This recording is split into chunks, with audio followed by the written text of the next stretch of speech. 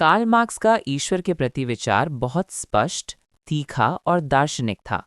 उनका दृष्टिकोण धार्मिक आलोचना पर आधारित था, न कि किसी व्यक्तिगत नफरत पर। संक्षेप में उनके विचार इस प्रकार हैं। पहला, धर्म जनता की अफीम है। Religion is the opium of the people. Marks का सबसे प्रसिद्ध कथन है, religion is the opium of the people. अर्थात धर्म जनता को सांत्वना देता है, दर्द भुलाता है, पर असली समस्याओं को हल नहीं करता। यहाँ उनका मतलब था कि गरीब, शोषित और पीड़ित लोग धर्म का सहारा लेकर अपने दुखों को सहन करने योग्य बना लेते हैं। दूसरा, ईश्वर का विचार मनुष्य की रचना है। मार्क्स का मानना था कि मनुष्य ने ईश्वर को बनाया है, ईश्वर ने मनुष्य को नहीं।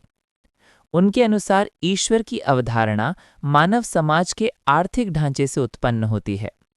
तीसरा, धर्म शोषण को वैध बनाता है। मार्क्स के अनुसार धर्म अक्सर शासकों, सामंतों, पूंजीपतियों को ये सुविधा देता है कि वे गरीबों को भाग्य, कर्म, ईश्वर की इच्छा का हवाला देकर शांत रखें। चौथा, ईश्वर में विश्वास एक सामाजिक समस्या का परिणाम है। मार्क्स का कहना था कि जब तक गरीबी, असमानता, शोषण, सामाजिक तनाव रहेंगे, तब तक लोग ईश्वर में आश्रय ढूंढते रहेंगे। धर्म इसलिए नहीं है कि ईश्वर है, बल्कि इसलिए है कि समाज में दुख है। पांचवा, मार्क्स ईश्वर या धर्म से व्यक्तिगत शत्रुता नहीं रखते थे। उनकी आलोचना आध्यात्मिक आस्था नहीं, बल्कि धार्मिक संस्थाओं और पाखंड से थी।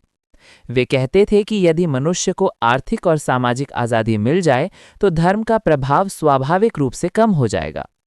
छठा, कम्युनिज्म में ईश्वर को महत्व नहीं। मार्क्सवादी दर्शन में वैज्ञानिक सोच, भौतिकवादी दृष्टिकोण, वर्ग संघर्ष का सिद्धांत महत्वपूर्ण है। इसलिए ईश्वर या धर्म की भूमिका गौण हो जाती है। धन्यवाद। जोहार।